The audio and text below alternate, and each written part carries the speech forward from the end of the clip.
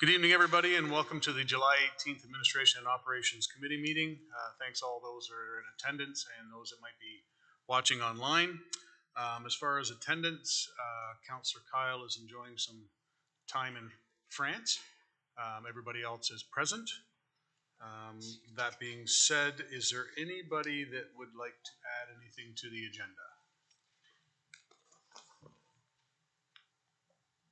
Seeing none, can I get approval of the agenda as written? Mayor Bailey, Councillor Coleman, questions? All in favor? Opposed? That is carried. Declaration of pecuniary interest. If you have any now, please state it. If some should arise through the meeting, please do so at the appropriate time. Delegations. We've got a delegation with us this evening, I believe, here and present. Diane? Yes. Okay. Diane Parsons, changing a mailing address. If you'd like to come up to the podium, please. We could get you to, this is no pun intended, but state your name and your address. And that's the tricky question, because anytime I get asked that, my next question is, are you planning to mail me something? Do you want to know where I live, or do you want to know where Canada Post says my mail goes to? So for those of you that aren't familiar, Pearson Place is a new street in Glenmorris. Pinevest built or is building 14 homes on that street. So Pearson Place is property that used to be owned by Ida and Marie Pearson. It is within the Glenmorris boundaries. It is across from Eagle Ridge Court and this side of McDonald Place. So for those of you that don't know where Pearson Place is, we were made aware in December of 2021 that Canada Post considered us to be in St. George. At that point, we were told simply anything that's going to be mailed, give them a St. George address. Anything else can be your home address, which I immediately took issue with because I didn't know what to do with my health card, what to do with my driver's license, those types of things. So I filed a complaint with Canada Post. They took it to operations, they took it to routing, and I believe head office at another level came back and said, no, it's St. George. And we first identified this issue because the postal code on our community bell box at the end of the street had the St. George postal code. So fine, we moved in. Since we've moved in, we've had numerous issues. And not only the confusion in terms of answering what address do I have, but address that does get mailed to Glenmorris either gets redirected or lost. One of our first examples, our legal documents for the purchase of our home never arrived. I had to call our lawyer's firm in Brantford, ask for a second copy, and offer to pick them up. Thereafter, I included a couple of mail examples. Our first property tax bill from the county, we received, but with the notice that I included in the package. The second and final property tax bill, we never received. We were notified mid-December of our late filing, failure to pay, final request with interest and penalties. That's when it first came to the county's attention from our point of view. And so at that point, the tax department started following it up, and it's since trickled down. So I'm here tonight to indicate that what we've now been told by, I talked to Christine Staley and Mandy Garabedian within the tax department. They then said the issue had been forwarded to you, to council and the clerk's department. When I spoke to Alicia, she circled back and said, what Canada Post needs is a resolution from the council requesting the postal code to be changed. And what I've included in the package are just some examples. We've had lost mail, we've had misdirected mail. I have neighbors who have been waiting since May for their new credit cards that have not come to their home. And so we've numerous complications, confusion, and so I ask of you, please make the change. Please ask Canada Post to give us one and only one address. Thank you. Questions from committee? Councillor Howes, then Councillor Bell. Thank you, Mr. Chair. Through you, and this question is not actually to the delegation, so Mr. Chair, you can tell me if I'd be better off asking it a little bit later, but I'm just curious a little bit more through staff on kind of what the next steps would be and how much influence we have over Canada Post. If I may, I can share with you that it is with head office with Canada Post. So Christine Staley forwarded when it came an issue with our property taxes, because in fact our first bill for 2023 was hand delivered to us to ensure that we would receive it. So I've been told it's with Canada Post head office. Thank you. Did you want to add to that? Through you, Mr. Chair, I could ask Alicia Dijak has actually spoken with Canada Post and come up and elaborate on the next steps. Alicia, thank you. I have a face to put with the name.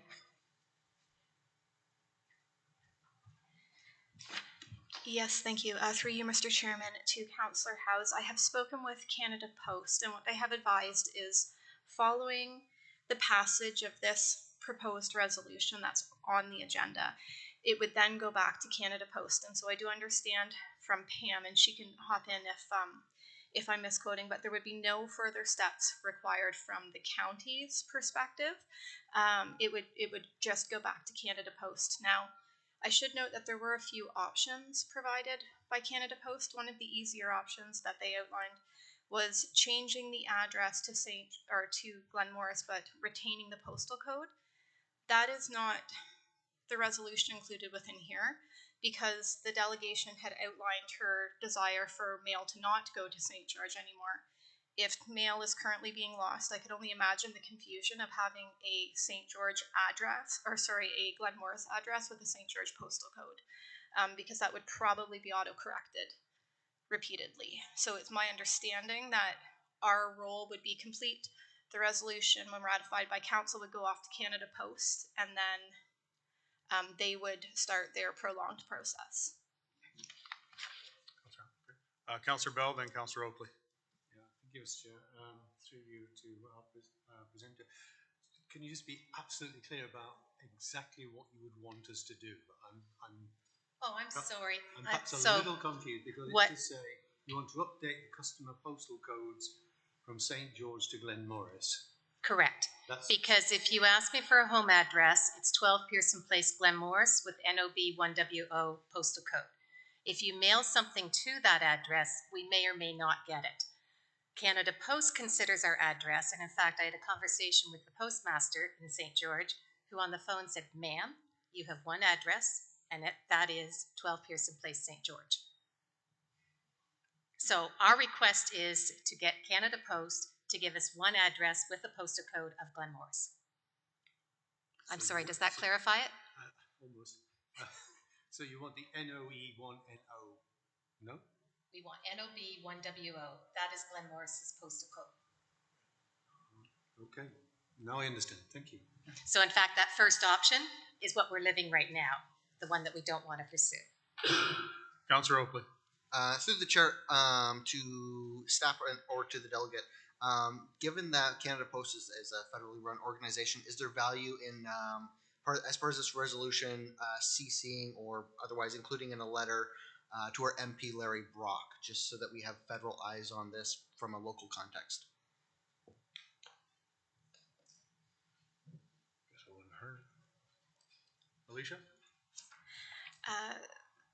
Through Chairman Pierce to Councillor Oakley, my conversations with Canada Post have indicated that this resolution is sufficient for them to move forward. And just to clarify some of the comments with regards to Councillor Bell's question, the resolution included as the recommendation on the agenda is word for word what Canada Post has advised me what they need in order to change the postal code and accept the civic addressing. Councillor McAlpine. I'd be willing to move the recommendation then. Mayor Bailey seconds it. Any other questions? Could I just ask if the MP was copied, do you think that would give us any benefit of expediency That's to have him in the know? By the sounds of what the clerk has said there, I don't think it's necessary. Okay. I think the contacts have been made within Canada Post. They've given what they require, and as soon as we do that, I think it'll go back to them. I don't think it would help expedite. We hope so. Thank you. So, no further questions? All those in favor? Opposed? That is carried. Thank you.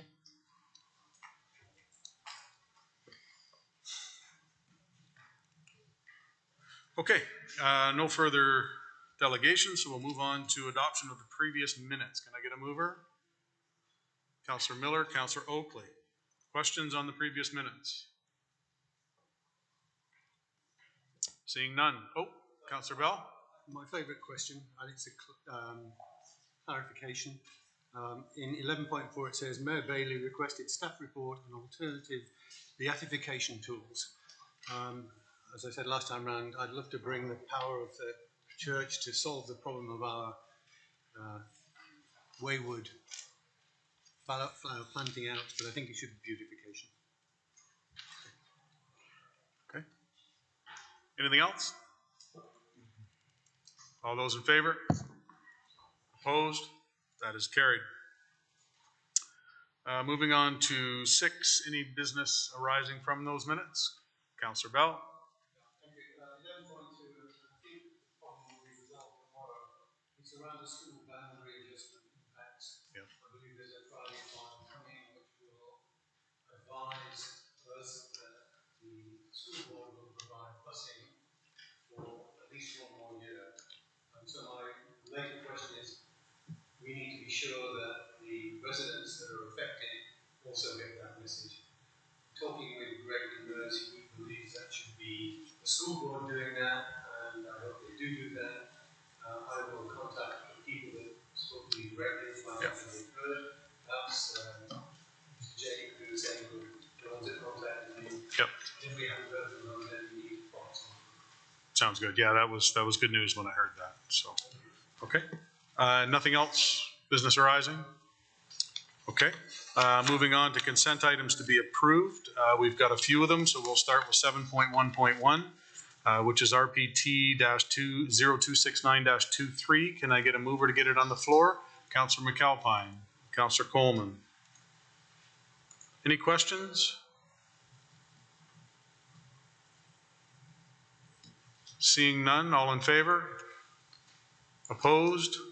That is carried. 7.1.2, RPT-0270-23, Design and Tendering Contract Administration Bridge Projects. Can I get a mover?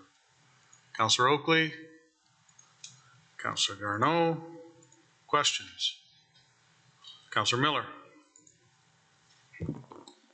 Thank you, Mr. Chair. Just, it said in the report, Castler Bridge was included in the RFP, but because it was one of the bridges listed as possible closing, there's nothing in the report about the bid on that one. And in light of another bridge, Cleaver Bridge, being shut down last week, my question is, do we have a process in place for closing down bridges in the county?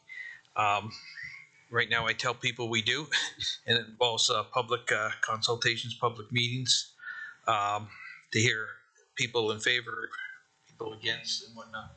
But I'm not sure if we have something official. So I don't want to see bridges closed simply because we let them fall into a state of repair. I want to know if we have a process in place. Mr. Walton?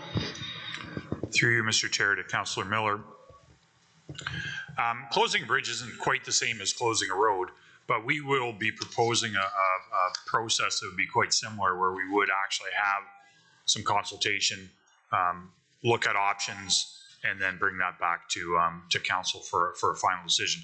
I think that the good thing that we did in the Transportation Master Plan, I believe there was 13 in all bridges that were possible for closure based on a certain criteria that were held out. And it's kind of ironic a bit that you know, 2 of the ones that we looked at now have really come to light. This one because it needs work, and we put out the RFP, and then it was sort of realized as we brought the RFP back in. Hold it just a second here. This is a bridge that could be closed, and then of course we got the structural report on the other one, which made us take quick action. So yes, there will be public consultation. It will come back to council for a decision, and then staff will follow out what the recommendations of council are at that time. Okay. Councillor Miller?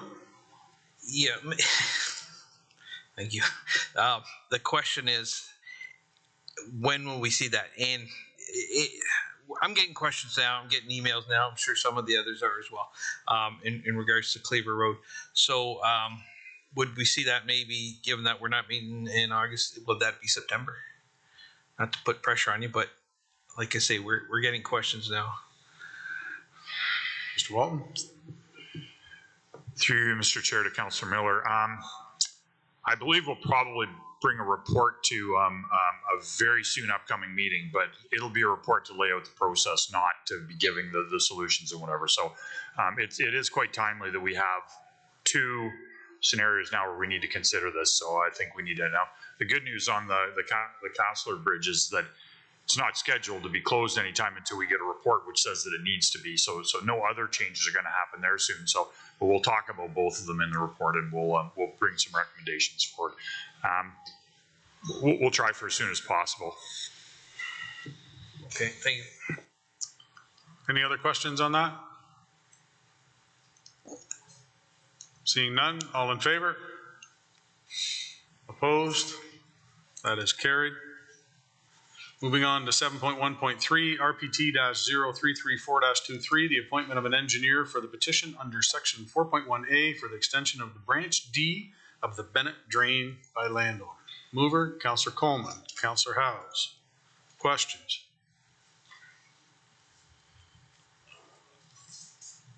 Seeing none, all in favor? Opposed? That is carried. 7.1.4, RPT-0317-23, the summary report on the County of Brant's municipal drinking water systems. Can I get a mover? Councillor Oakley, Councillor Bell. Questions?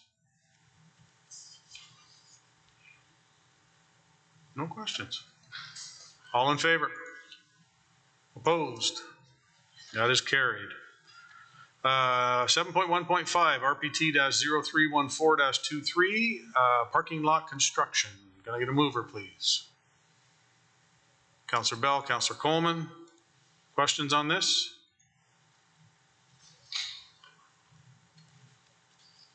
Seeing none, all in favor?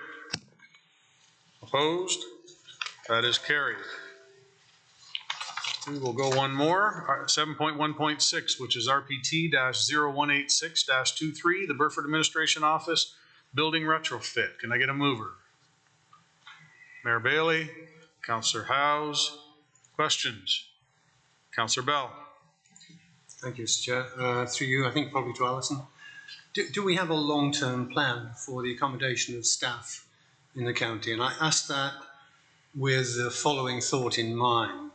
The Burford office is one of the few significant parcels of land that the county owns, and it could represent a great opportunity to address the affordable housing shortage we have for the Burford area. We're looking at about 50 people who wish to have affordable homes in the Burford area, and with it, it presents an opportunity then perhaps to consolidate our staff in a new location which would set us fair for the next 30 years, because we need to think about these investments in new office accommodation, not on a yearly basis, but on a generational basis.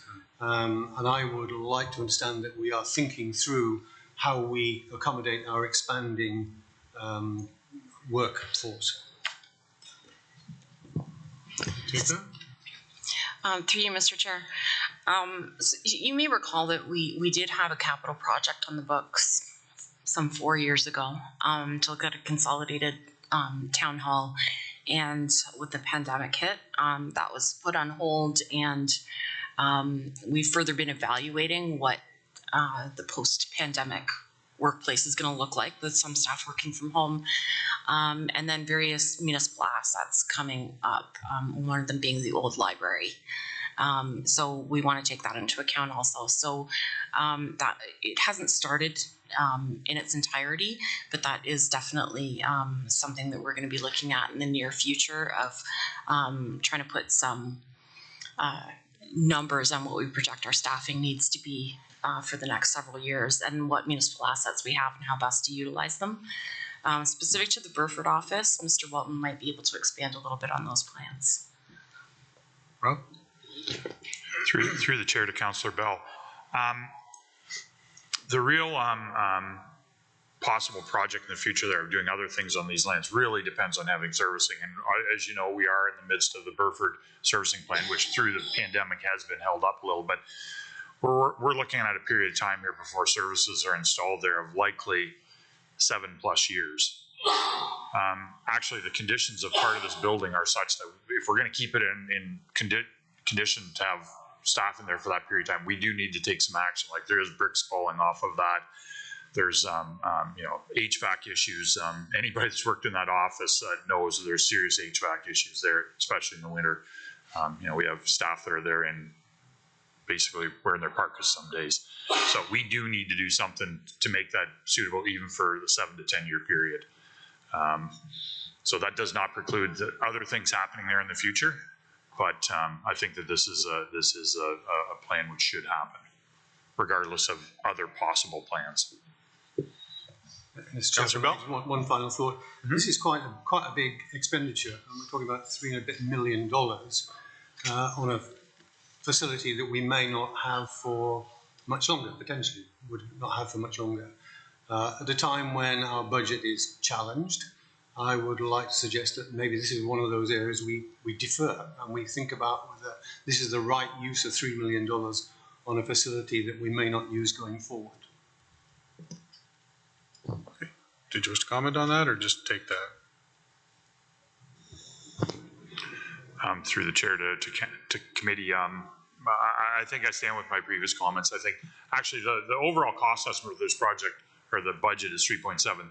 Our estimate on the works to date, now we'll only know this through the tender, is actually plus or minus 2.4 million. So whether that difference makes a difference to committee, I guess there's a difference there. But we're trying to do this as efficiently as possible, and we do need to have decent housing for our employees in the interim. Totally agree with that statement. Councillor Miller. No, I appreciate what Councillor Bell has brought up. The only thing I will say is we're not totally spending all that money. Keep in mind, will reduce the energy costs, so we will be saving some of that over however long we have the building, 7, 8, 10 years, whatever. So those savings will always be there, and they'll only grow as energy prices increase. Any other questions on that report? Seeing none, all in favor? Opposed? That is carried. Okay, that is the end of the approved items. Items to be received, consent items to be received. Does anybody want any of them pulled? Any questions on them? I'd like to get a mover for them all. If not, Mayor Bailey, Councillor Oakley. No questions? Councillor Bell? Yeah, thank you, Mr. Chair. The piece on the municipal and school board election wrap-up, was up? I'm sorry, I've lost, I can't quite see what the number was. 722. 722. It's an excellent report, and thank you for it being produced. I just wondered if we had any sense of the trends in voter turnout in municipal elections. We've now been running county elections since 1999, I guess. Is there a trend that we would be able to observe, and is there something we should do to respond to that trend? Alicia?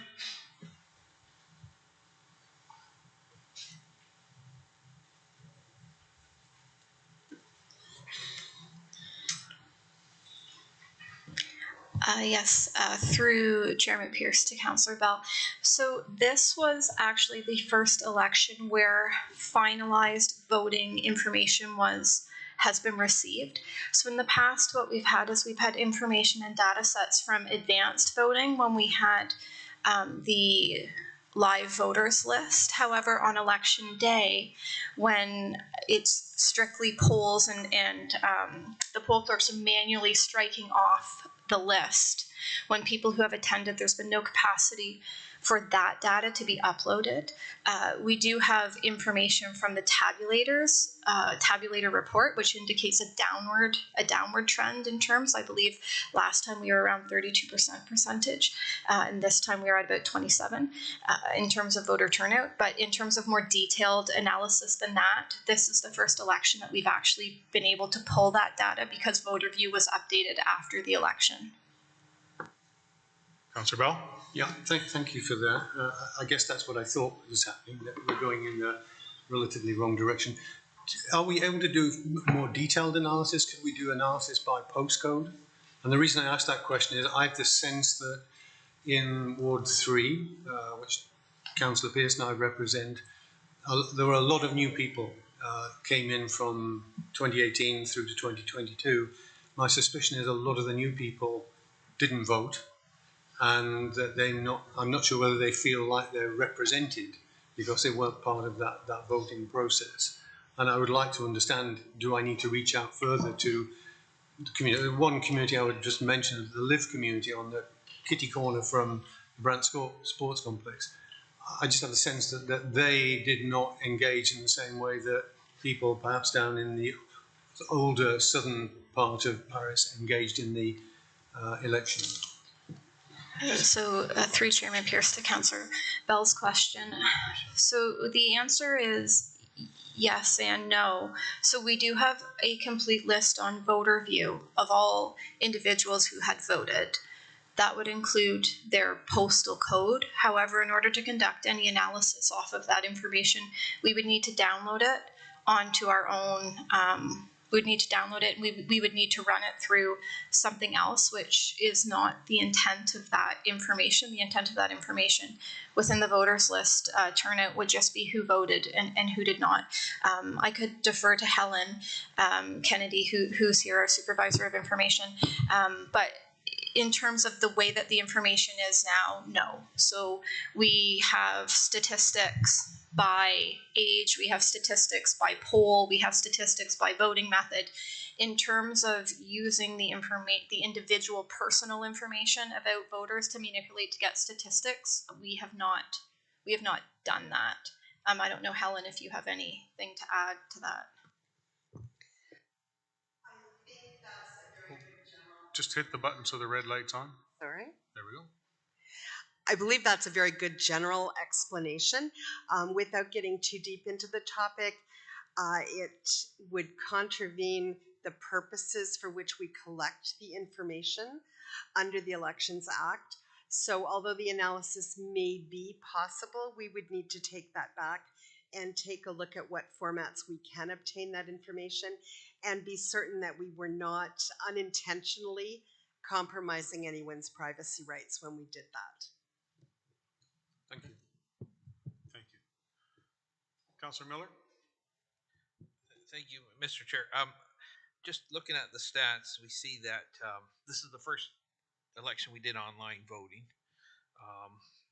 And in this one, the younger folk don't vote as in the same percentage as, say, older folks do.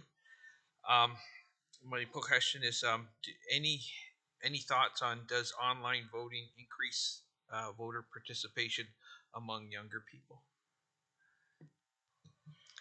So through Chairman Pearce to Councillor Miller, that is a long-held belief by clerks that by making voting more friendly through methodologies that younger people are understand, that it does increase voter turnout. Now, I haven't done any statistical analysis in terms of whether or not this is true or would be true here for the county. In order for us to probably see that, we would probably need to do a online voting on election day, because that would be when a lot of the people who can't make it out to the polls would then turn to voting online. There was, as you can see, there was significant turnout online in advanced voting. But I would say in order to conduct that and to be solid in what we're determining, we would need to run a full online election, which was not done in 2018. It was a partial. Okay, thank you. I think the same thing, but until we got solid data, we wouldn't know. But okay, thank you for the answer, Alicia. Okay. Any other questions? Just one quick question I have. When the chart where it's got broken down by age, you've got 16 to 19. I thought you had to be 18 to vote. So, Chairman Pierce, yes. So what happens is the voter view breaks it out by age, and so that would be an age pocket, which they have done. So you do have to be 18, but that would be the age pocket which the data set is collected from. So there would be an age pocket. Obviously, they would not be able to vote. So the 16 and 17-year-olds would not be able to vote, but that would be an age data set within the voter view data itself. Okay, so, and I appreciate that. So the 16, 17 would not be included within that percentage then? That would be correct. So although it would be a data set, it would be based on electors. And so in order to be an elector, to be within, to create the sum, you would have to be an elector. That's what I thought. Okay, thank you. Councillor Coleman. Probably more a comment, Mr. Chair, than anything, but good report. But I think there has to be issues to make the public want to vote. And I've been around here a long time, long council chambers, and been through a lot of municipal elections that have voted in and ran in. There has to be an issue, and if people are not dissatisfied, they don't show up to vote. And it's slowly and slowly diminishing all the time. It looks like by that report, the seniors are still, which I'm one of them, takes an issue. But if there isn't an issue in that area, then I have to say the councilors are either doing a really good job or they're going to turf them the next time, because you have to have an issue. Anything else on those? Okay, so we do have a mover and a seconder for all the information to receive reports. No further questions on any of them. All in favor? Opposed? They are carried. Thank you. Moving on to committee reports. 8.1, Brant Connects Committee Report. Can I get a mover? Councillor Miller? Councillor Oakley? Questions on that report? Seeing none, all in favor? Opposed? That is carried. 8.2, Brant Heritage Committee. Can I get a mover? Councillor Howes, Councillor McAlpine. Questions on that report? Seeing none, all in favor? Opposed? That is carried. Accessibility Committee Report. Can I get a mover? Mayor Bailey, Councillor Oakley. Questions? Councillor Miller. Thank you, Mr. Chair.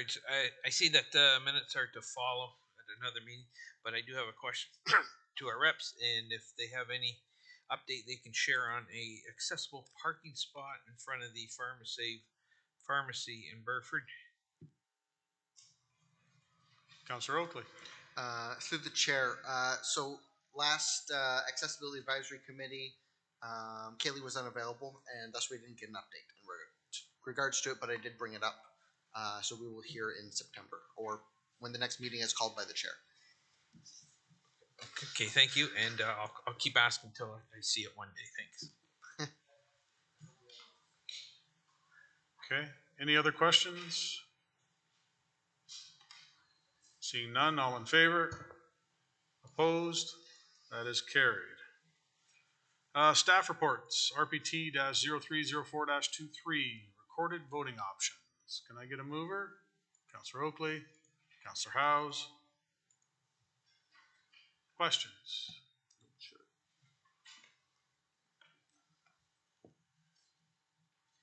Councillor Bell. Through you, probably to Alicia, how long does it take to do a recorded vote? There she is. Sorry, I picked the wrong chair tonight. Through Chairman Pierce to Councillor Bell, do you mean if we are to call out? Yep. Sorry, yes, through the chair, yes. So I timed myself about 20 seconds, assuming we can keep up the pace. It would be about 20 seconds per motion. Okay, so if we, through the chair, so if we had 10 motions that we had to vote on, we'd add 200 seconds to our agenda. Is that correct? Assuming the math is correct, yes, that would be correct. That would be it. No, thank you. So, the chair to the chair. Alicia, just a question on that. So for that recorded vote, is that the clerk going around the horseshoe, or is that all in favor, we stand and you check, check, check?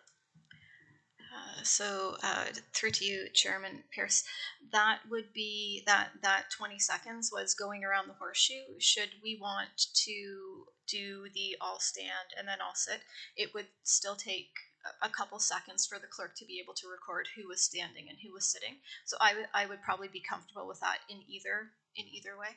Thank you. Okay.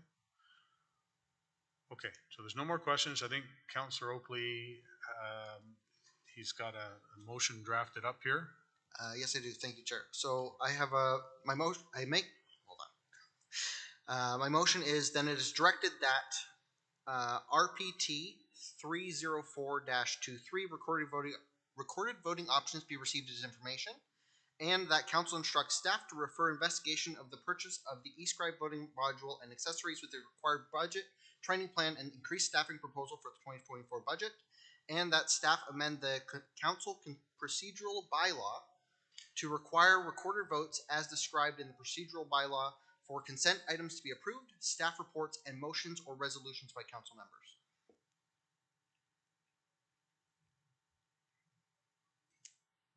You're seconding that, Councillor House? Everybody clear on that recommendation, on the questions? Councillor Miller, then Councillor Chambers. I think if I had to paraphrase, it's status quo, and we'll refer option 2 to the budget, if that's paraphrasing correctly. Councillor Oakley? Through the chair. So it's referring option 2 to the budget.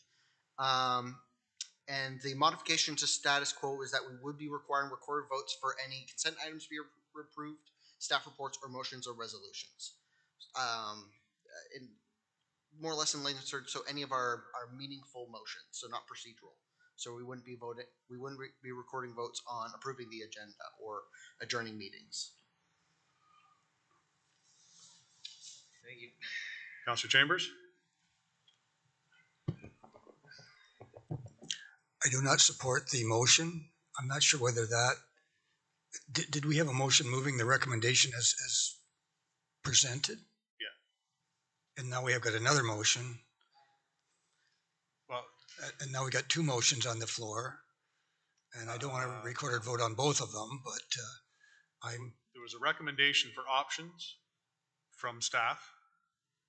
Staff was going for option 1. Right. Okay.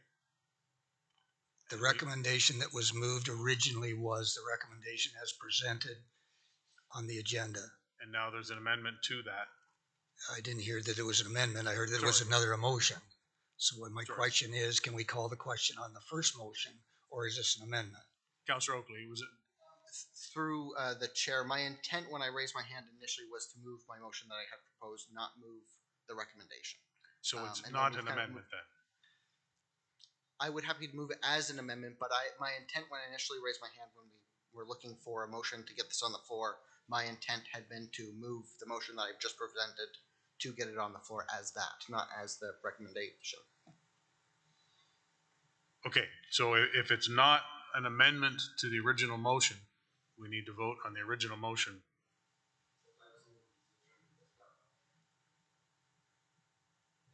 Are you making it an amendment, or is it a separate motion? Yes, I will make it as an amendment.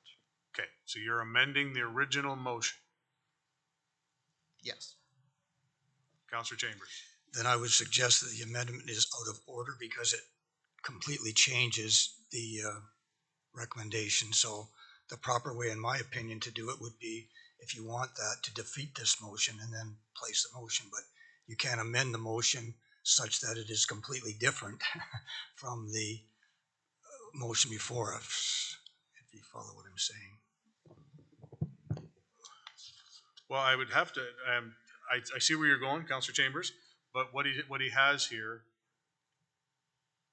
okay, it's not status quo either, so you're right. Okay, it's not the same. So we've got the original motion of option 1 from staff. That is the staff recommendation, so we're gonna vote on that first, okay? My apologies on that. So we're clear. Is there any other questions, first of all? Counselor Oakley. I will request a recorded vote for anything that we're doing in regards to this report.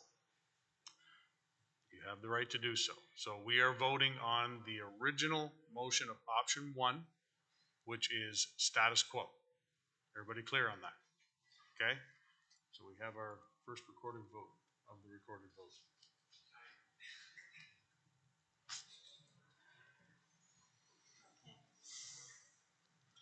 Mayor Bailey.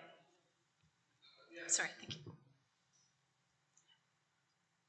Councillor McAlpine. Yes. Councillor Oakley. No.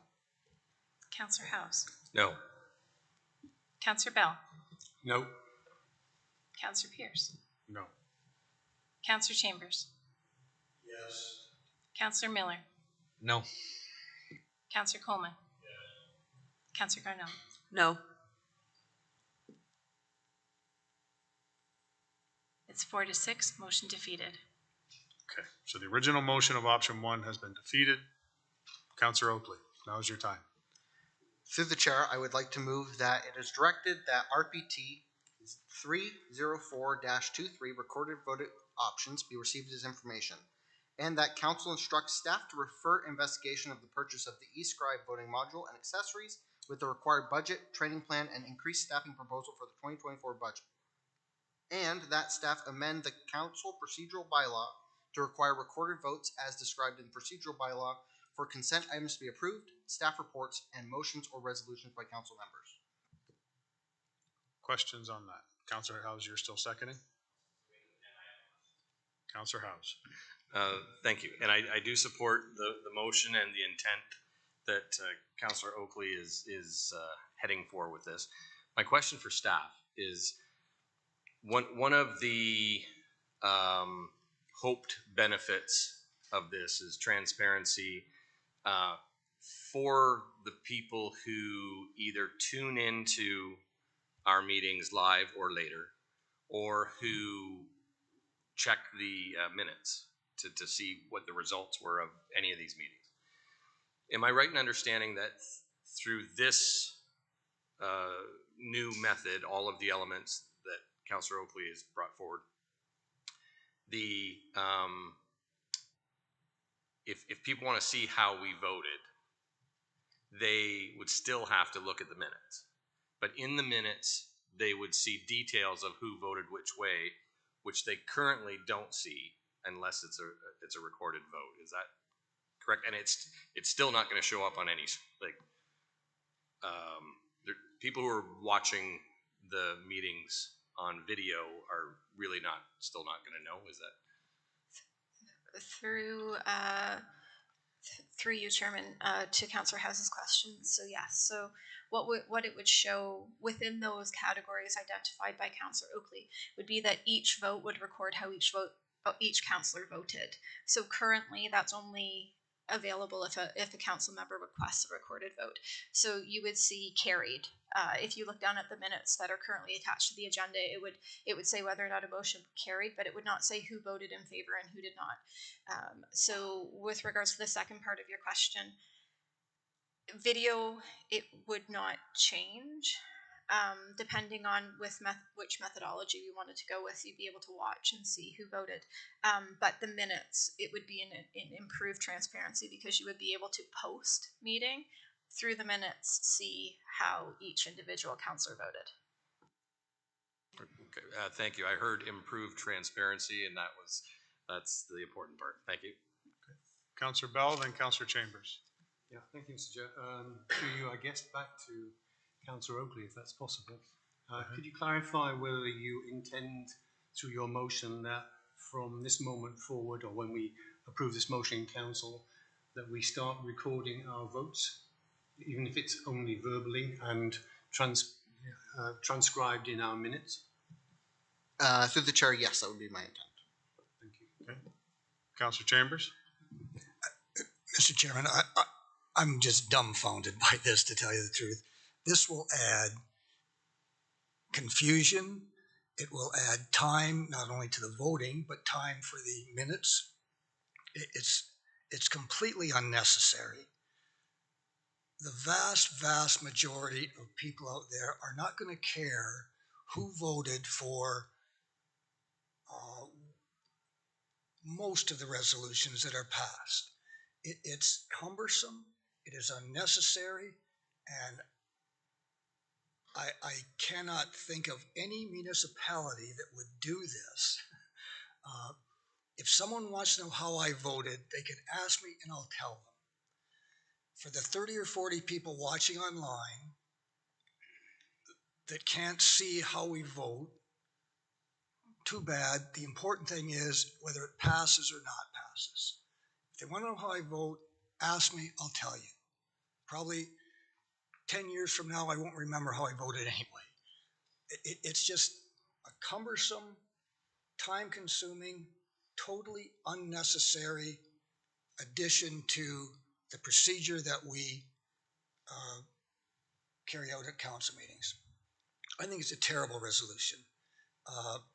You can at any time ask for a recorded vote. If you feel that you want people to know how you voted, ask for a recorded vote.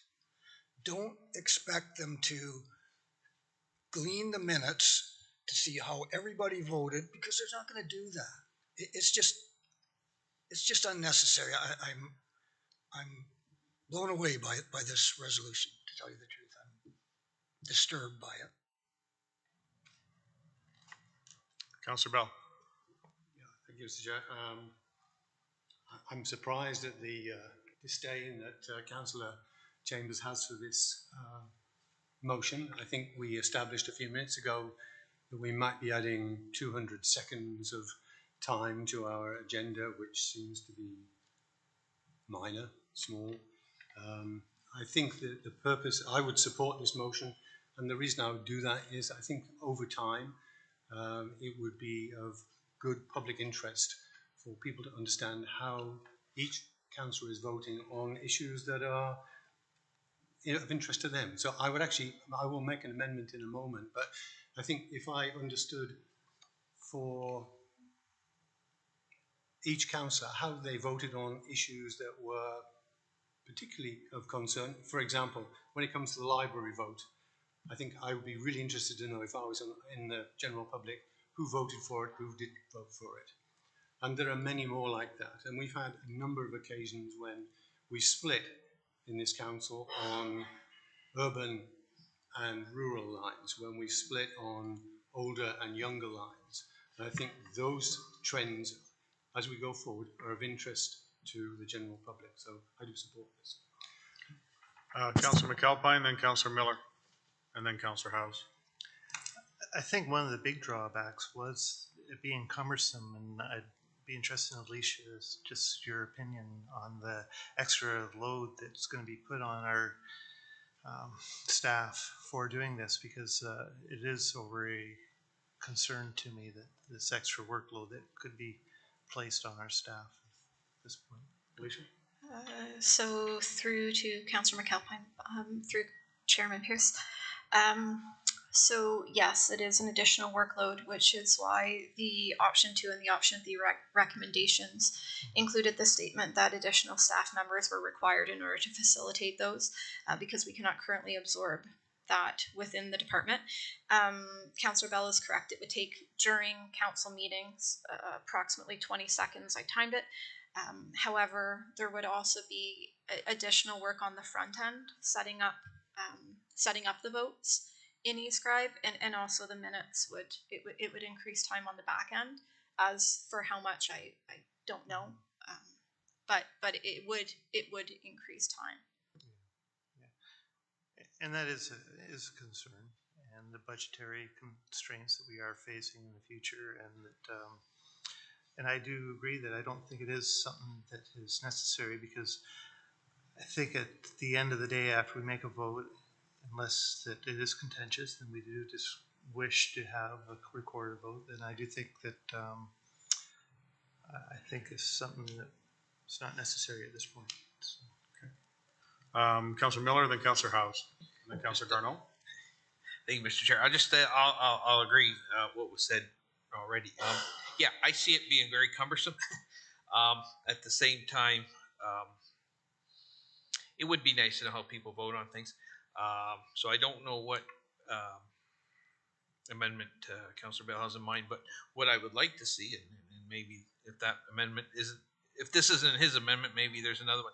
But I think with the right technology, and I don't think it's too expensive, we could actually implement it such that it's not so cumbersome, and we can know right away how people vote on certain issues. So to that end, I'm hoping maybe we could put this off until the new year when we have the necessary equipment in place. Okay. Councillor House and Councillor Garneau. Thank you, Mr. Chair. Through you, I do support this motion, and I see it as a temporary compromise, and until we get to a stage in the future when there is maybe some technology and maybe some appropriate staff resources available. This particular solution does not put a lot of burden on staff, the way I understand it, compared to some of the others options. And in response to some of the previous negative comments, I just want to say, I agree that there's lots of people who don't necessarily care how each councillor votes. However, there are a number of people who do care. And I don't think that we should make it necessary for them to phone their councillor the next day to say, hey, how did you vote on that?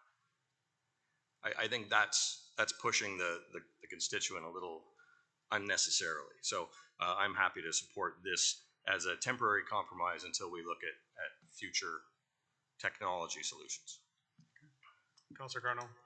Thank you, Mr. Chair, and I support the motion as well, and I appreciate Councillor Howe's comments about a temporary compromise, because I see there's a transition here pending budget. I think, it sounds uncomfortable at the outset, the recorded votes throughout the meeting, but I think it'll quickly become the new normal. So while I appreciate the concerns about timing, I think the improvements to transparency and accountability to our residents balance that out. We are ultimately here for them, and I agree with others who have said that they shouldn't have to reach out to us to find out how we voted. They do. I receive them. And my other reflection as a newer counselor is that sometimes the request for the recorded vote comes at the end of what has been a very in-depth discussion on an issue that people feel strongly about. And the recorded vote request at the end leads to somewhere between a collective sigh and some quiet comments whispered around the table now and again about then having to stand up again and put your opinion on there. So I think it takes some of the politics out of it as well when it comes time, because it normalizes the practice, and it's just part of how the meeting flows going forward. But I do recognize that there's a transition to be comfortable with that as well. So I do support the motion. Thank you. Thank you. Councillor Coleman. Thank you, Mr. Chair. I've got pros and cons on the whole thing, but I will not support it if we're going to call the names out for recorded vote, because there's no secrecy in that at all, because you can just sit and watch everybody go around this horseshoe. They're counting on their fingers who voted this way, who voted that way. You either stand up or don't at all, because that to me is, you're calling a spade a spade. This, watching whether Councillor McAlpine or Councillor Oakley votes, we're all counting on our fingers. We know that. Whether you're showing it or not, you're doing it in your mind. So that's not a recorded vote to me. I think recorded vote is you stand up and do it, or don't do it at all. Thank you. Councillor Oakley. Through the chair, just to respond to a couple of comments. In regards to not many other municipalities doing this, or not at all doing this, I mean, quite a few municipalities do it. I can name off the top of my head, City of Brantford, City of Hamilton, Region of Waterloo, Guelph. They are all larger municipalities, but as these tools become more pervasive, there's really little reason why within a $100 million budget that we couldn't fit in a $5,000 tool, which is not what we're suggesting right now. We're suggesting a tool that is, I won't say no cost because there is staff time associated with it, but minimal cost. In regards to Councillor Coleman's comments, I do agree that going in the route of standing or sitting, so it's all the vote happens at the same time, I think would be ideal as well. And in regards to what Councillor Garneau said, I also would concur that a lot of the times when recorded vote comes up, it's often in a very contentious moment, and it tends to, at least from my own observations, galvanize people one way or another, or or I don't want to say overthink, but think harder than they otherwise would if it was a private vote, rather than going with their gut or going with what they were initially planning to. So taking away the abnormality of it being a recorded vote and making it the norm, I think is healthier for our democratic process. And those would be my comments for the moment. Thank you. Councillor Bell, last one. It's an amendment. Okay, so prior to the amendment, any other questions, comments? Okay, I've listened to what everybody, pardon me, I've listened to what everybody has said here. As chair, I know I shouldn't, but I'm going to give my opinion on this as well. Personally, I don't care who knows which way I vote. I'm voting which way I'm voting because of the information that's been discussed, and I'm voting the way I feel I should vote with that information. Once the information is had and once a vote is had, I've been on the end of the spectrum where I've been the only one to vote one way, everybody else votes no. I've been on the spectrum on the other way where I'm the only one voting no and everybody else is voting yes. That's fine by me. I can still vote the way I want to vote, but once the vote is finished, then whatever is carried, that's what we support as council. Now, that being said, a few things I'm going to pick off about what people were saying in here. 100% agree, Councillor Coleman. We always used to stand up for a recorded vote. I don't know where we lost that, because you're right, and it's one of those. It reminds me of the old show, The Dating Game, where people are doing this in their chairs when they're going to go stand up. No, when you're ready to vote, you stand or you sit down. It's not the look around, because you're right. That drives me crazy. There's 11 people that vote here, and if you can't vote on your own, then that's a different problem. As far as the transparency, sure, there's been comments stated that, you know, somebody calling up to see how you voted on that. To me, if people are interested enough to understand how you vote, they should be either sitting in a chair or watching online. There's options for them to get that information. I don't think it's going to add a lot to the meetings. If it does, we can absolutely revisit it. I don't think it's going to add a ton of time with the way that it is right now.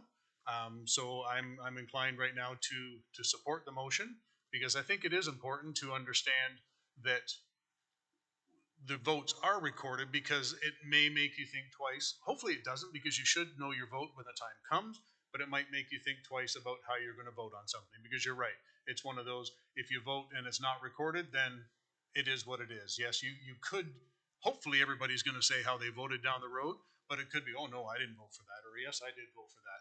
Anyway, that's kind of my 2 cents on that. I think it's a great idea for the transparency wise.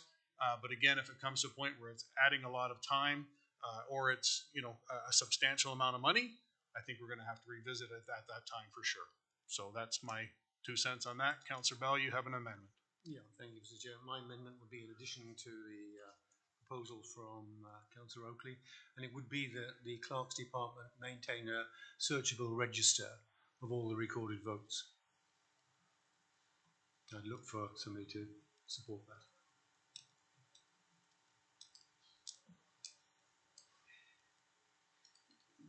Councillor Garneau, you'll second that? Okay. Councillor Oakley? If I could, through the chair, just suggest an amendment of of that, to include that with the budget proposal rather than immediately, because I think that if I could ask staff, that would probably add a workload more so than what we're talking about. Through Chairman Pierce, yes, that would add a workload. As to how much, I don't no. But somebody, yes, would have to pull all of those recorded votes out of the minutes and put them into some sort of a searchable database, I'm assuming on the website. We would have to talk to IT about that and to communications, but yes, that would add to the workload. The information will be there in the minutes, but I see where you're going. It could just go to one spot and every vote would be there, right? So are you willing to amend your amendment to put it to budget with the other? Okay. Absolutely. Okay. Councillor Chambers, to the amended amendment. I just have a question on the amendment. Are we talking committee meetings and all committee and council meetings? For example, the planning committee meeting where we may have 6 or 7 planning applications where the information is received on every one. So now we're going to have to all stand up to receive the information 6 or 7 times during the meeting. And now we want to put that not only in the minutes, but now we got to keep a log of all that. So in the interest of transparency, is that what I'm hearing? No, in there, it's got consent items for approval, not for receiving for information. That's my understanding of it. So if we're just receiving things as information, it does not require a recorded vote. If we're approving something, if we're approving a recommendation, then it would require the recorded vote. Is that correct, Councillor Oakley? Councillor Chambers? And who's going to make the determination on when and where the recording votes are happening? Is that going to be up to the chairman to, okay, this is a receiving, or this is, who's making that determination? It will be included within the minutes. As it is happening, is the chairman going to say all those in favor? And then are we supposed to know? Is that in the procedural bylaw? Is that going to be, who's going to make the determination on which is not have to be recorded, which has to be recorded? Chairman, clerk, members, how's that going to happen? My understanding is that if we are putting something through for approval, not just receiving, then it would require the recorded vote. But who's going to make that determination? The chairman? Or is it the clerk is going to have to know when the resolution is supposed to be recorded and when it's not? Who's going to, how's that going to happen? I'm going to go through, Alicia, with it. My understanding is that it will be printed on the minutes, correct? So through Chairman Pierce to Councillor Chambers, what Councillor Oakley is proposing would be a procedural bylaw amendment. So the clerk's department, in accordance with that procedural bylaw amendment, would request a recorded vote every time those types of categories that Councillor Oakley has identified would come up. So if a staff report came up, we would automatically, as per the procedural bylaw, call for a recorded vote. So that was the front end work that I talked about, because the clerk's department would have to go through all the agendas to determine which way the vote would be held. So for things such as motions coming from business arising from the minutes or delegations which aren't included within that, we would defer to just the normal carried / defeated unless we're instructed otherwise. So then what's going to have to happen is the chairman is going to, he can't say all in favor, or all, the clerk is going to have to do that. Through Chairman Pierce, yes, and that would be identified within any potential chair's documents which you receive in advance. So the clerk has to prepare all that ahead of time as well then? Through Chairman Pierce, yes, that would be correct. Any other questions? Everybody's clear on what we're voting on here, right? The amendment, correct. Okay, and you're wanting a recorded vote. Yes, please. Okay. So as chair, we're going to start this off right off the hop, and we are now going to stand. It is not going to go around the room. So when it's all in favor, you will stand if you are in favor of the motion. The amended motion. The amended motion. Correct. Yes. The amendment. Mr. Bell's, Councillor Bell's amendment.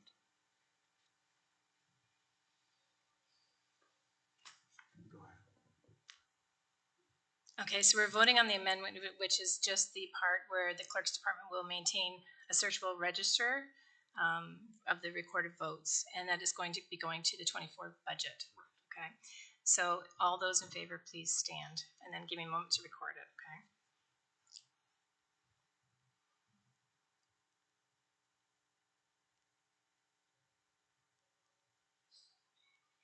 Okay, I have 5. Thank you. And opposed.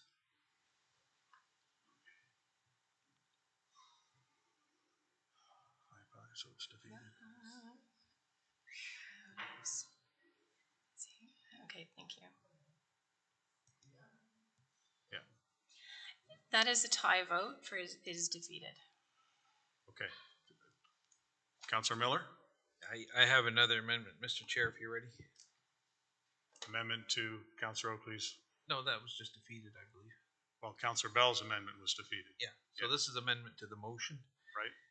And that is that this motion be deferred or put off until post-budget of next year when we can get some technology to help implement it, because as discussed, it is cumbersome.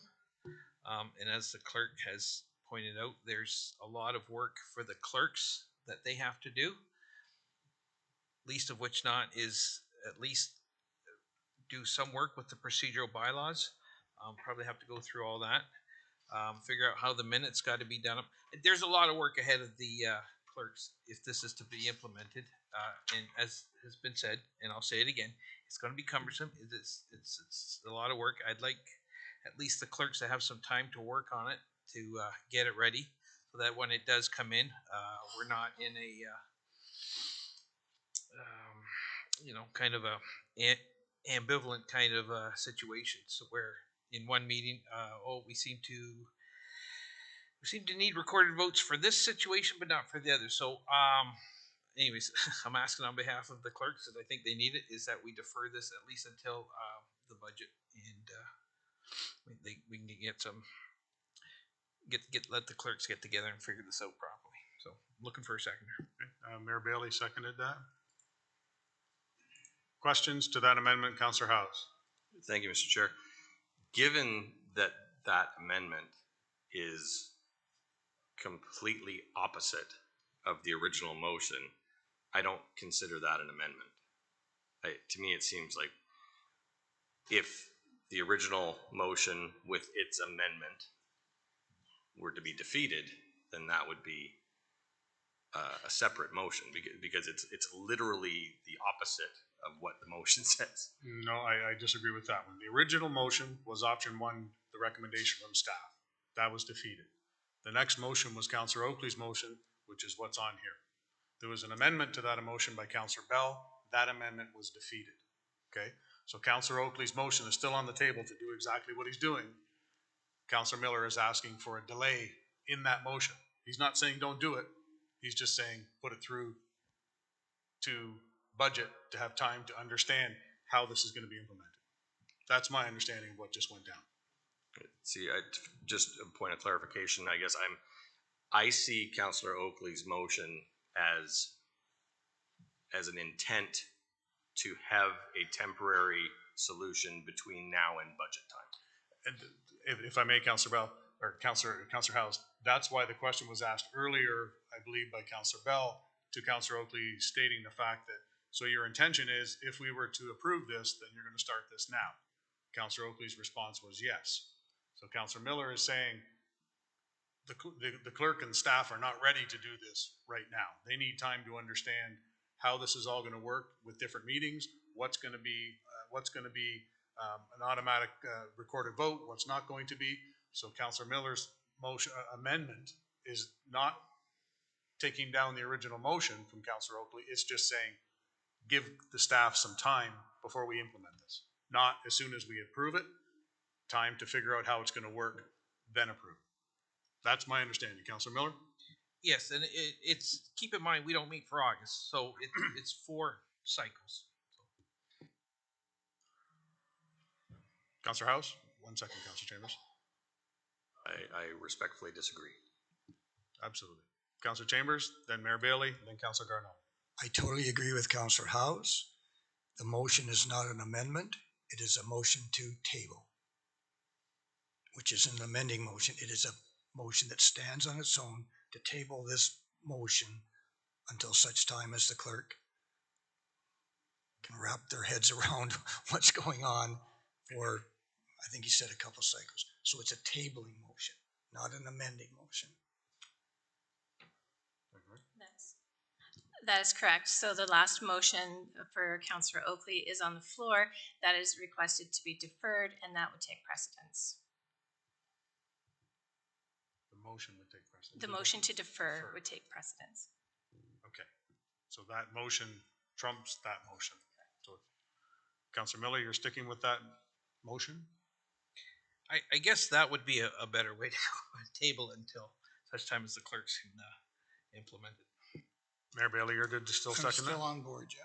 Okay. So, what's being asked here is a table of Councillor Oakley's motion to allow staff some time to understand how this is going to play out. Councillor Garneau, you did have a question though.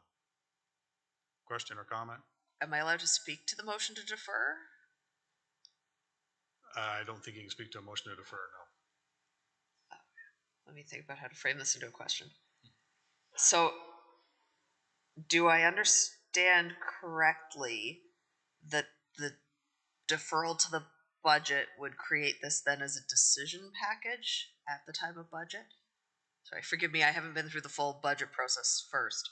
I'm just looking to understand if this is effectively creating a decision package at budget time, please. I would suggest that probably would, yes, it would have to go through the budget.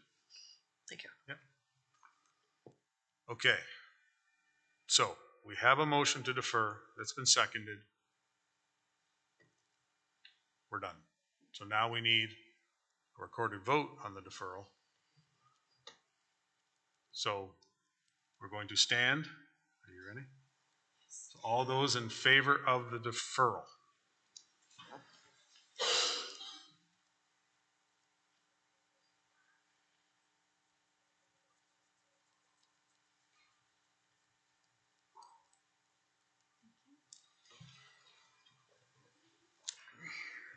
And those opposed?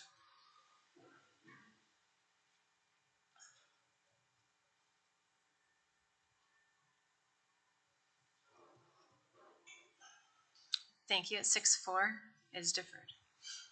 Okay.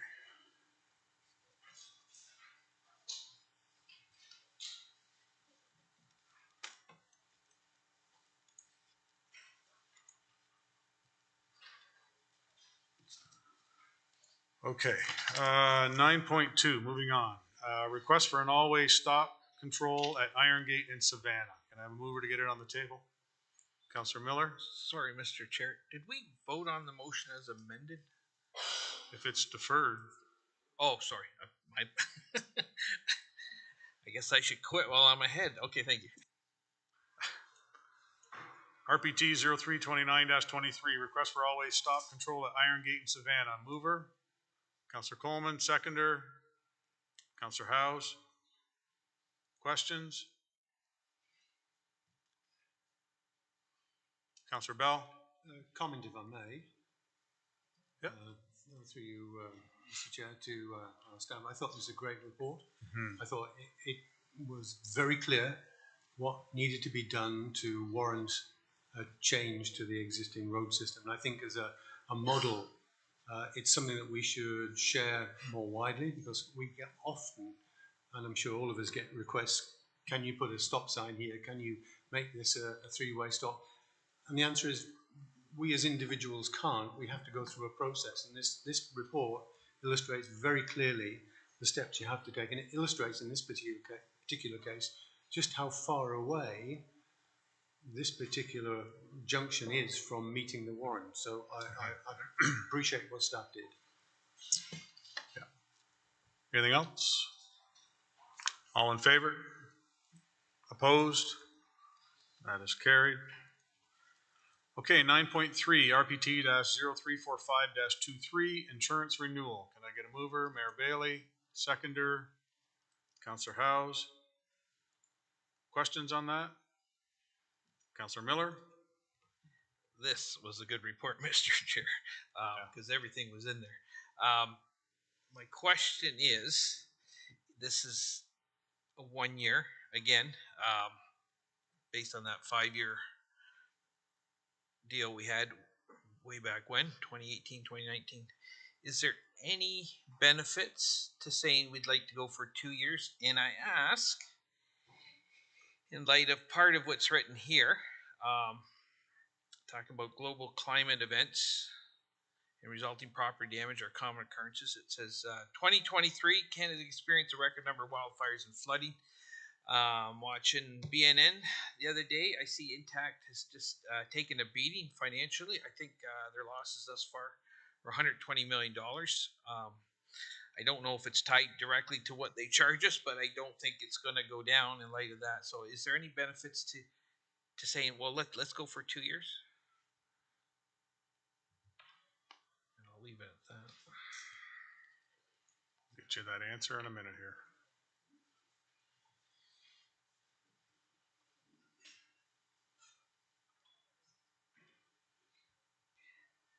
To Chairman Pierce through to Councillor Miller. Sorry, thanks. We were only quoted for 1 year. We can certainly next year, that may be an option. But at this point, we were quoted for 1 year. Through you, Mr. Chair, if I could, I know it's not easy predicting the future, but do you suspect we'll see another, in relatively speaking, this isn't a bad increase compared to other municipalities that you pointed out, but do you suspect we'll see a double digit next year? Through you, Mr. Chair? I know it's hard to tell, but thoughts?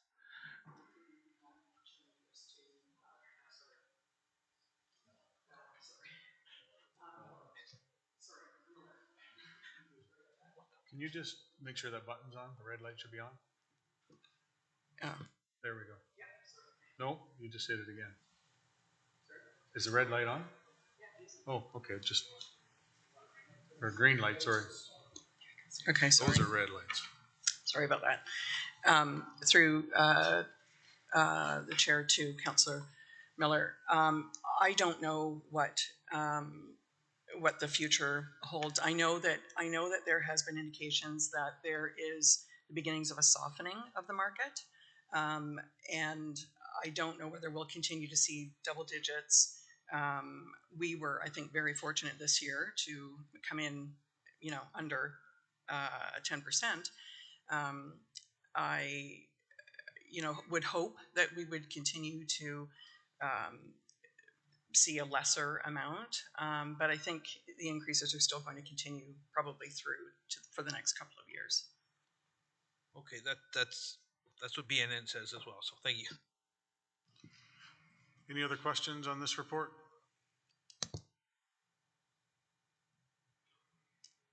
Seeing none, all those in favor? Opposed? That is carried. 9.4, RPT-0340-23, the council approves special events. Can I get a mover? Councillor Howes. Seconder? Councillor Oakley. Questions on this report?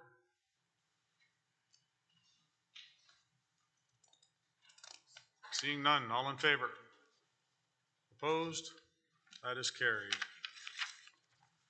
9.5, RPT-0224-23 for CIP for 5, 7, and 9 Grand River Street North. Can I get a mover? Councillor Howes, Councillor Coleman. Questions?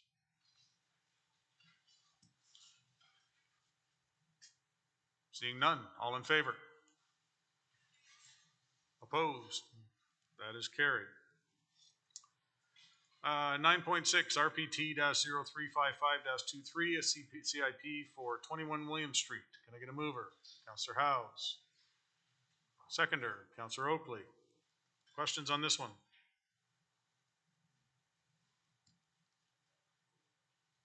Seeing none, all in favor? Opposed? Carried. RPT 9.7, RPT -0337-23, updated fees and charges bylaw. Can I get a mover? Seconder. Councillor House. Questions?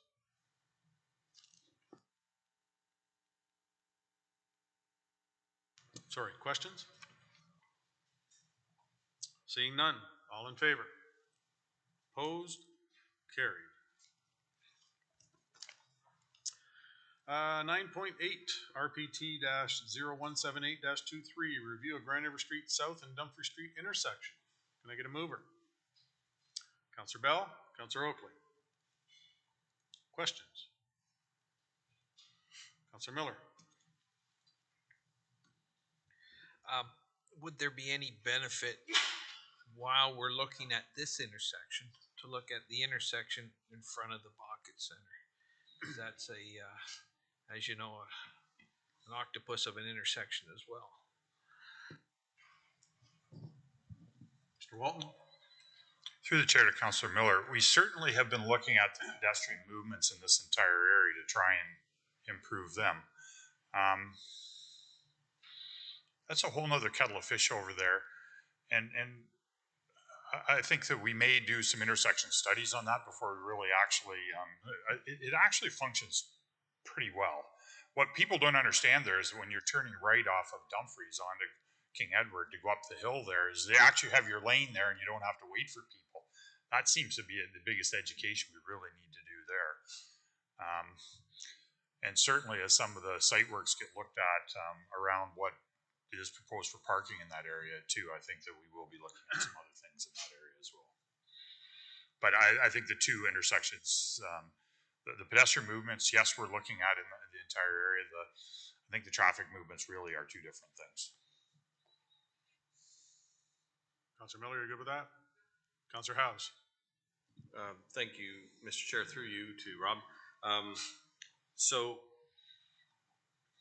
I'm conscious of the row of 4 or 5 houses that are on the north side that have just recently been worked on and painted and stuff. Those dwellings are almost on the road. Like I've many times, and I've asked Greg Demers about this. Like when we plow snow along there, if we're not careful, we would be putting the snow right in the living rooms of those houses. They're so close to the road, and I'm wondering how that factors into the design considerations and the constraints there. And my biggest question is, if we move to recommend further exploration of this situation, am I correct in understanding that there will be a point later where we would have final approval of the next steps? Through the chair to Councillor House, yes, that's correct. Those houses you're speaking of there, they have 0 lot line. Like their face of their brick is the property line. We wouldn't be proposing to make the sidewalk there any less than what it is. So we wouldn't be making that particular problem of the snow plowing or the like any worse.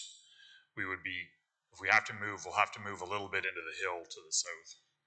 I got the directions right there, because you do get confused with the directions there, but into the hill is the way we'll have to go to move things for the mini roundabout a little bit.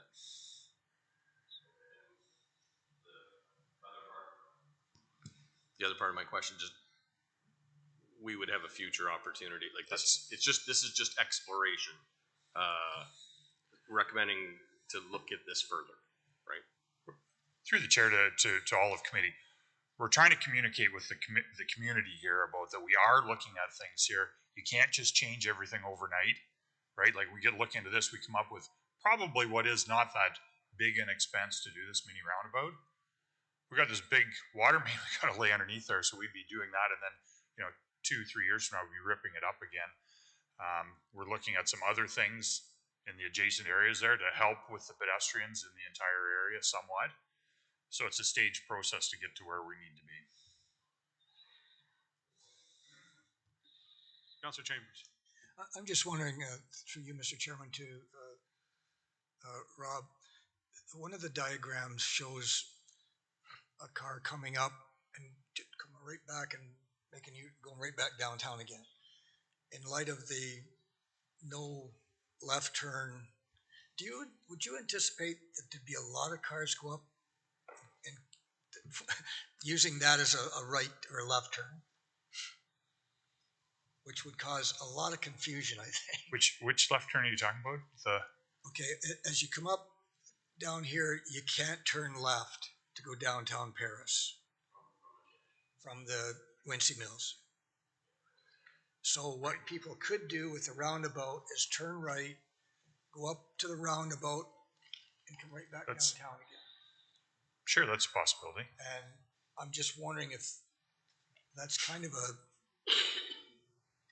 traffic scenario that might cause confusion. Maybe it wouldn't, I don't know. It seems unusual to me. I don't think a lot of people will do that because a lot of people, if they know Paris at all, won't be taking that road if they're going the other way anyways. They're going to be heading up Broadway and going, I believe. Because I think that was one of the strategies is to send them up Broadway rather than down through downtown. But I'm just curious, that's all. I think Allison wants to chime in here. Just 1 second. Thank you. Through you, Mr. Chair. I would just add too that a mini roundabout is being contemplated at Grand River Street and Mechanic as part of the downtown master plan. So that will be looked at also. It may mitigate that problem. Through the chair to committee as well. Actually, it's too bad that Mr. Stolp didn't stick around because we actually had a discussion this afternoon about what's going on at 5, 7, and 9 Grand River Street North and what we're going to be doing with sidewalks and parking and everything in that area. So it's really good. There's a lot of momentum coming towards these projects, which are proposed for 2025. And we're in the planning stages for that. And it's good that we're starting to have those communications and pulling a plan together to hopefully make everything a lot better when we get that project completed. Councillor Bell. Thank you, Mr. Chair. Through you to Rob. Rob, in the report you said the pedestrian count was completed and it was found that the number of pedestrians crossing the south approach did not justify the warrants of a regulatory controlled pedestrian crossover.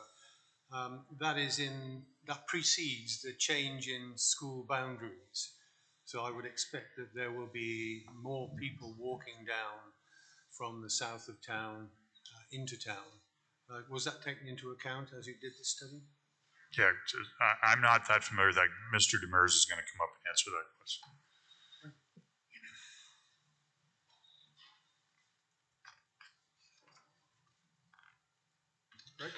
Yes, through the chair to Councillor Bell. Yes, we are looking at that, and it'll be part of the plan. So in that diagram that we've provided, we've also looked at additional crossings, and then we've built in this mini roundabout. There was an initial drawing.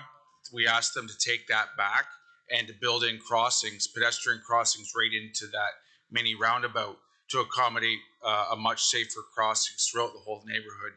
And then we're going to be looking at sections down by Burwell for possible crossings there also. So we are taking into consideration one thing that I've pointed out to a lot of the folks that I'm talking with is right now we keep hearing the number 75 students, but we all have to realize that that is going to fluctuate because children grow up and move on and more move in. So what right now we are trying to build a wholesome plan for the neighborhood to accommodate any growth in the future.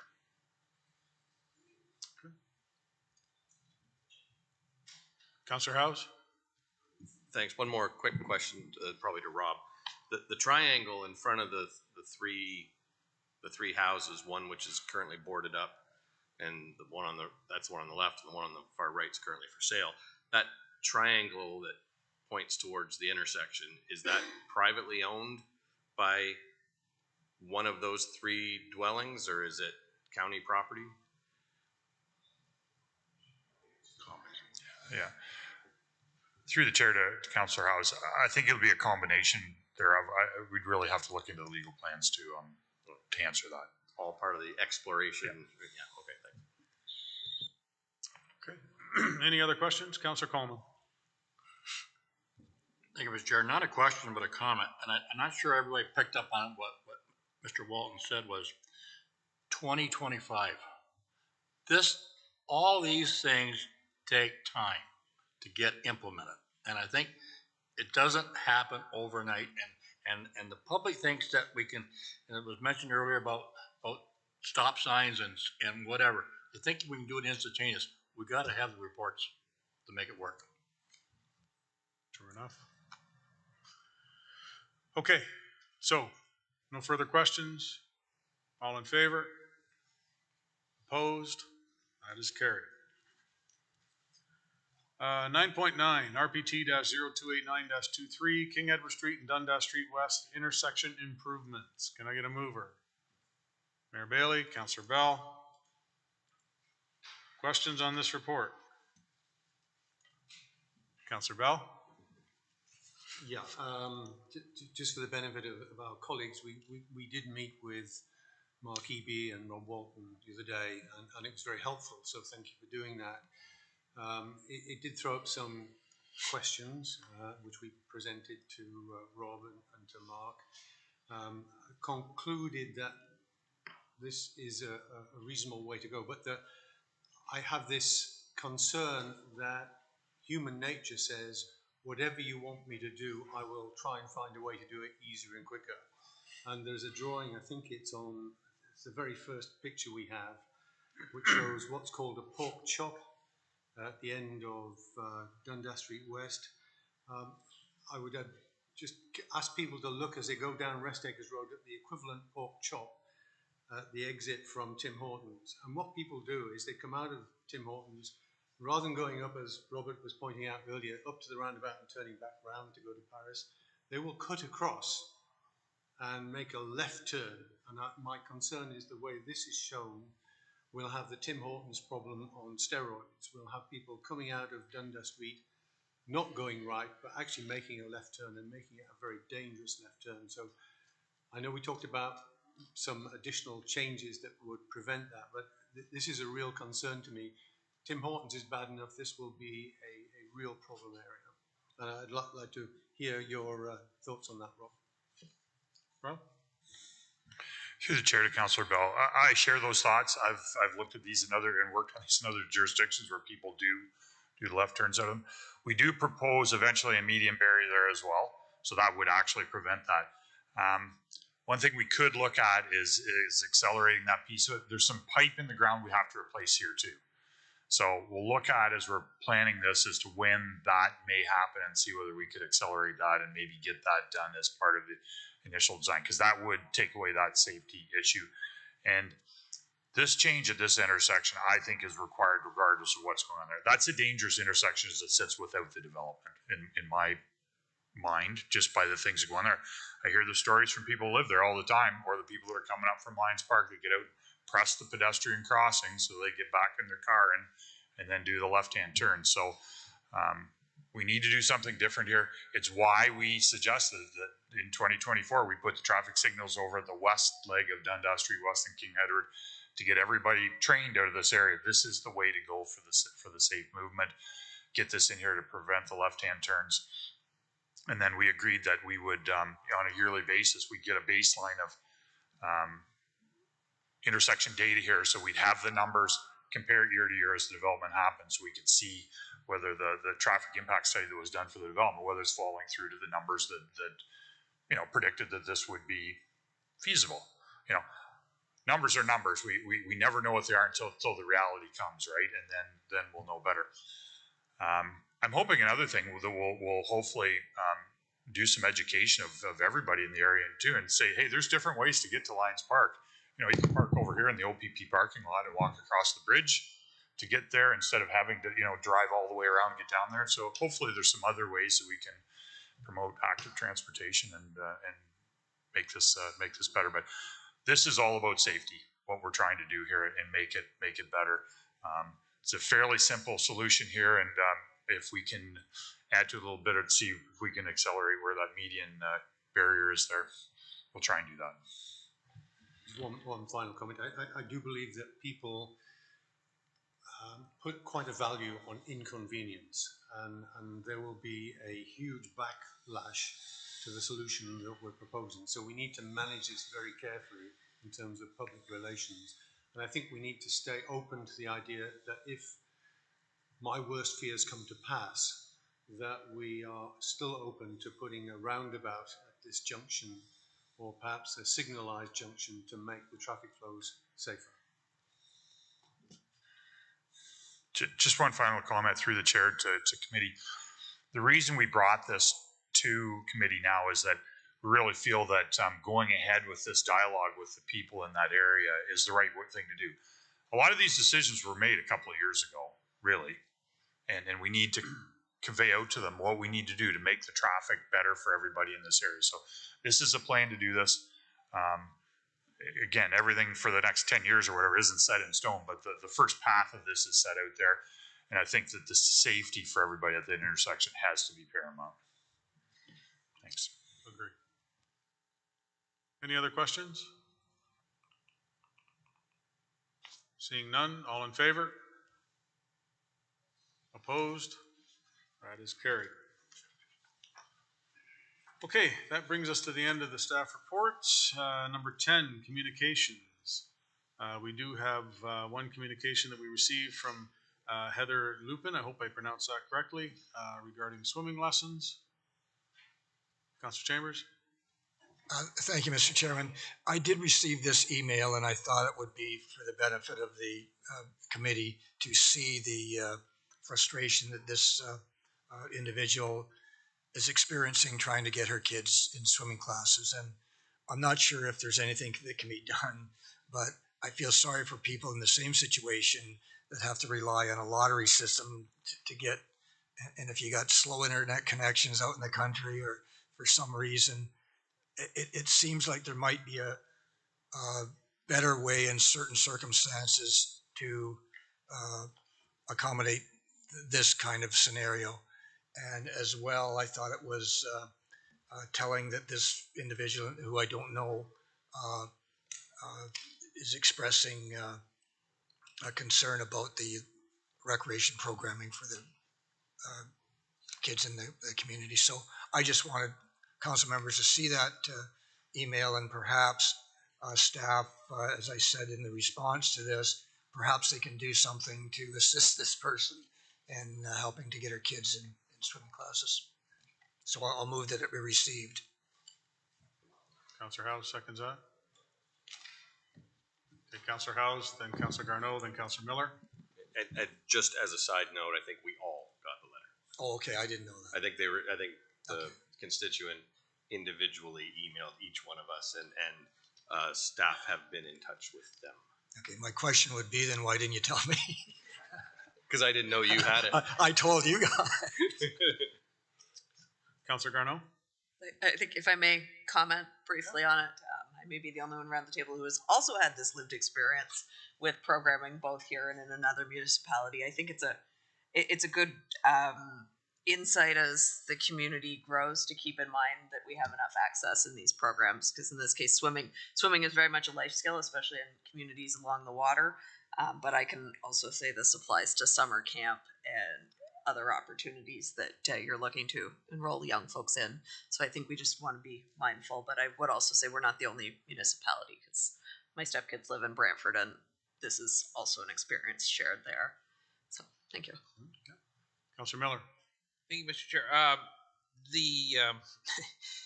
It's happened to other people around the table. I know my youngest tried to sign up for volleyball. By the time he got on, it was full. And that's a good news story. The bad news is, yeah, a lot of people can't go on. And I firmly believe that slow internet does impair certain people. My question is, Mr. Chair, if somebody signs up for a swimming lesson, they don't make the cut, it's already full. Is there an opportunity for them to get in on the top of the next session? I don't know how that works, but to me that would seem fair, but I don't know if that's the case. Or is it just, it goes back to the way it was the first time, where they click it right away and still don't get on? I think we're going to get an answer here. Cindy? Through you, Mr. Chair. My understanding is that if you don't get into the program for that, grouping that had opened up, you go on a wait list for that particular session. When the next session opens up, you would not, move to the top. It's open up to everybody again, kind of on an equitable basis to register. Having said that, staff do work hard to accommodate as many people as they can that are on the wait list. Certainly it does show that there is a good reputation for programming and a lot of interest. I think that's only going to grow as the population grows. So I wouldn't be surprised if you see more requests through Parks and Recreation for additional staffing and facilities to further accommodate the need that we're seeing in the community. Mr. Chair, through to Cindy, thank you for the answer. The wait list, yeah, I think that's a great thing. I hope we keep it. But Ms. Stevenson made a good point to me too regarding this. We are going through the Parks and Rec master plan, and this is actually quite a timely letter, I thought. So, Any other questions? Okay, so there's a motion to receive. Who do we get for a seconder? Councillor Howes, you second it? Okay. No other questions? All in favor? Opposed? That is carried to receive. Okay, so I don't see anything in other business. So the next is in camera. Can I get a mover to go in camera? Mayor Bailey, Councillor Howes. All in favor? Opposed? That is carried. We're going to take a quick 2 minutes and then we're going to go.